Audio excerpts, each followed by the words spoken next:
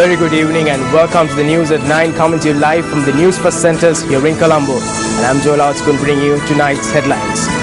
Starting off with 3 orders under the Strategic Development Project Act presented to Parliament. Indian Supreme Court commutes the death sentences for Rajiv Gandhi killers. Water continues to go waste as a result of the failure to close the sluice gates at the Pimburathab reservoir. 1 death and scores injured in an unrest at Australia's asylum seeker detention centre in Papua New Guinea. Let's now cross over to Sonali Banigabaduge and Shahin Jurampati for a comprehensive news bulletin. Over to you. Well, thank you very much, Joel. Well, I'm Shahin Jurampati. I'm Sonali Banigabaduge. First up is a look at your top story. A tense situation was reported opposite the Fort railway station this evening, alleging that a monk who was engaged in a fast was harassed.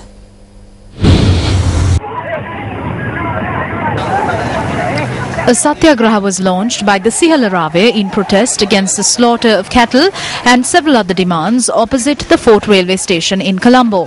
However, a tense situation arose among those engaged in the satyagraha when an individual acted in a suspicious manner.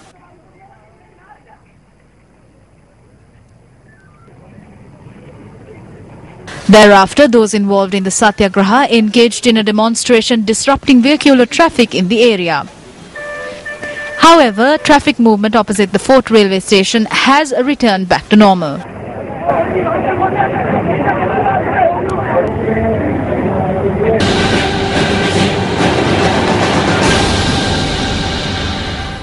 In news from the House of Legislature, 3 orders under the Strategic Development Projects Act was presented to Parliament today. The opposition debated that provisions relating to the establishment of casinos had been included in the 3 orders. Now, the opposition inquired into the schedule that have been attached with these orders. What is the schedule? Please explain. If not, you cannot bring this forward. If it's a casino, it should be mentioned. If not, you don't have to. The government cannot hide this. You cannot say that you reject this gazette notification and that you refuse to accept it. The government has the right and power to table it to the Parliament. Whether the bill will be passed or not will be decided later.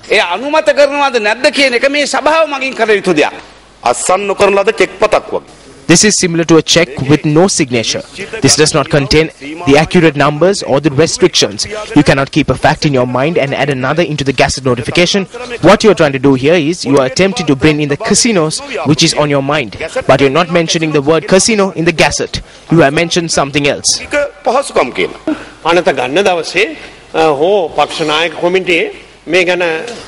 These facts can be brought up when this bill is being taken up for debate or during the party leaders' meeting. However, what we have presented here is the bill that is approved by the provisions of the law. Based on the right, we have to present it to the Parliament. That is the procedure and we can proceed accordingly. Make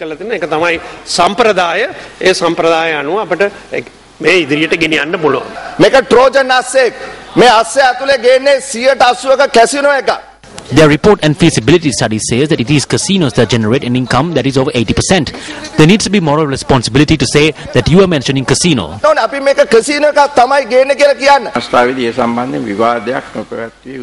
I think that a debate needs to take place. These facts can be taken at that time.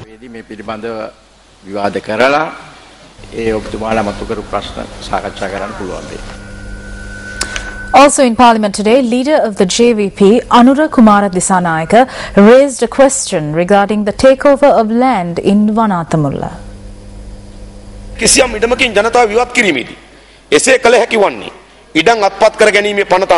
Land of the general public can only be taken over in accordance with the Land Acquisition Act. However, present acquisitions do not take place in accordance with the Act. When evictions are taking place in the Colombo Municipal Council limits, there is no procedure of providing compensation. At present, the biggest land acquisition plan is taking place in the Vanathamulla area in Buralla. According to the information that we have received, around 72 acres of land will be acquired. The operations of the Urban Development Authority do not take place according to the Act. When the people object to this, respective institutions send letters citing that there are illegal dwellers. It is evident through these letters that these lands are not being taken over for purposes of the Urban Development Authority on mere basis of illegal settlements. If so, it is the Colombo Municipal Council that needs to act first. In addition, a sum of 100,000 rupees needs to be provided as compensation in 2 separate installments to those who are being removed. Moreover, they are supposed to be given 3,960 rupees per month for a period of 20 years. When lands are being taken over, why isn't the Land Acquisition Act not being implemented? Why are these lands being acquired? Have the perpetrators connected to the recent kidnapping in Wanathamulla identified following an investigation?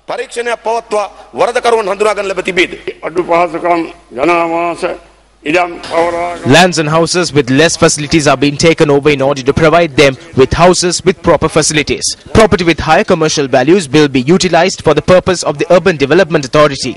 With regards to this incident, an investigation is being carried out under the supervision of the ASP of the Colombo Crimes Division together with the Crimes Unit of the Dematagada Police.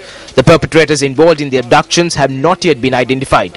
The IGP has informed me that investigations are continuing. Let's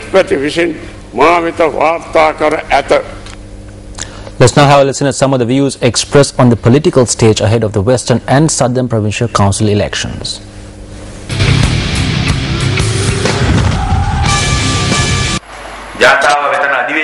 The people are not asking for expressways or harbours or even airports. The people need the basics that is required to live.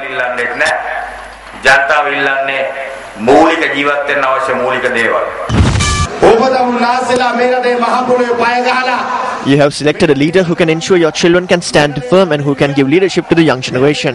This leader will not bow down to the West. It is that leader who united this country for the first time and created us to be a free nation.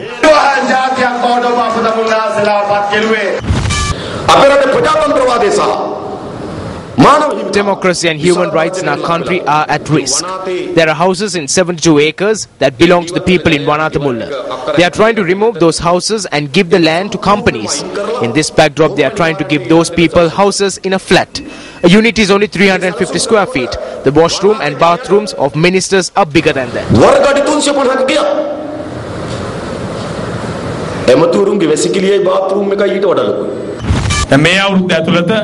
Within this year, the roads to your villages will be carpeted. Next will be the roads to the schools. It's difficult, but we will commence it by next month.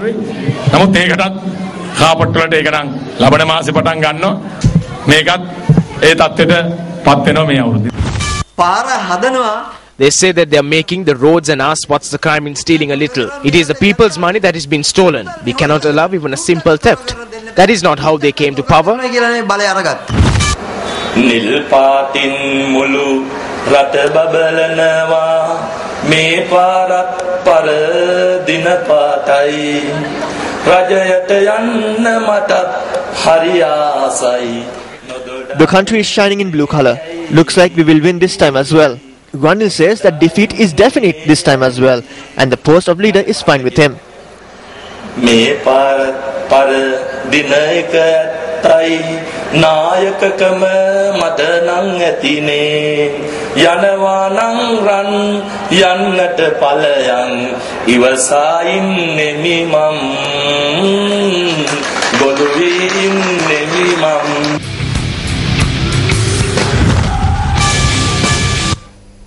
Well, those were some of the views expressed on the political platform ahead of the Western and Southern Provincial Council polls, which are scheduled to get underway next month. Still in local news, President Mahinda Rajapaksa says that the incumbent government has identified the importance of pirme education and has rendered its support to further strengthen it. President Rajapaksa made this comment at an event held yesterday at the Sri Dhammapala Pirivena in Bellana. The event was held to mark 100 years of the Sri Dhammapala Mahapirivana in Bellana Agalavatta. The event was organised under the patronage of Agamaha Pandita, Most Venerable Bellana Sri Jnana Vimalathera, the chief of the Kotte Kalyani Sama Sri Mahasangha Sabha, and was attended by the Mahasangha and politicians. I believe that the current government has rendered a yeoman service in comparison to previous governments for the betterment of the pirme education. We have increased the funds of scholarships and the funds allocated to the monks. We did all this because of the service we render for the pirme education and because we understand its importance.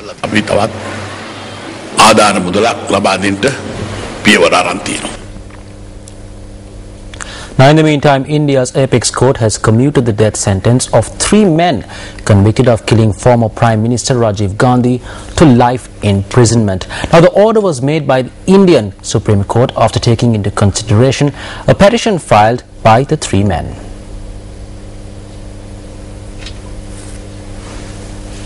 Rajiv Gandhi was killed by a suicide bomber at an election rally in Sri Perumbedur on May 21, 1991. In 1999, the 3 convicts, Shantan, Murugan, Perarivalan, were sentenced to death by the Supreme Court for being part of the group that conspired to kill Gandhi. Their mercy petition was sent to the President of India, the last stage in the process of appeals, in 2000 and was rejected 11 years later. Their hanging was stayed in 2011 on the orders of the Madras High Court. The centre had opposed the mercy petition filed by the 3 convicts, arguing before the apex court that it is not a fit case for commuting death sentence. Wife of Murugan, Nalini, was also sentenced to death earlier. However, later her sentence was commuted to life in prison.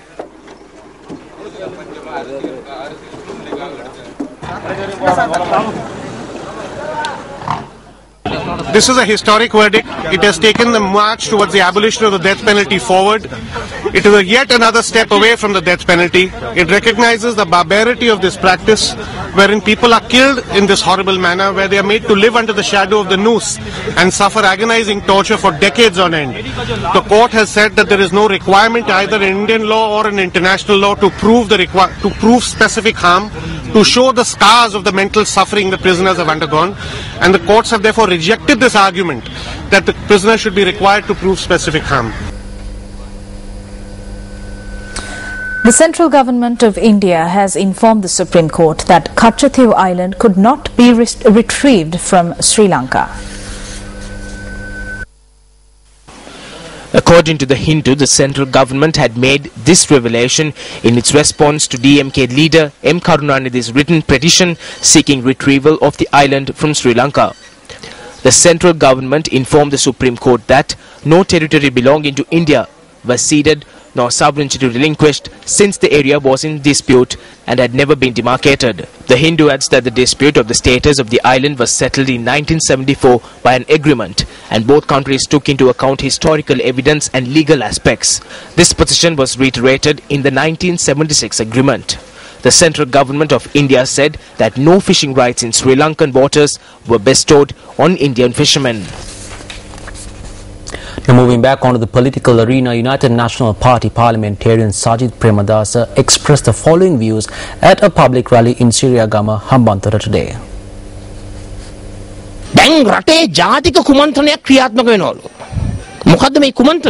Apparently there is a national conspiracy in the country. What is this conspiracy? People are just randomly put onto the streets. Power plants are malfunctioning. There is a scarcity of goods in the market. Reservoirs are drying up. Who is saying these things? It is the media spokesperson of the National Freedom Front.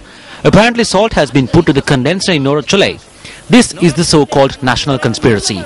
He had also said that certain groups are trying to project a scarcity of goods in the market. Who increased the price of milk powder? Is it Ban Ki-moon or this government? I want to pose this question to him. Ban Ki-moon එහෙම නැත්නම් ආශ්චර්යමත් රජයේද? මම අහන්න කැමතියි. United National Party Colombo District candidate S.M. Marika expressed the following views at a meeting in the Bope area in Padukka.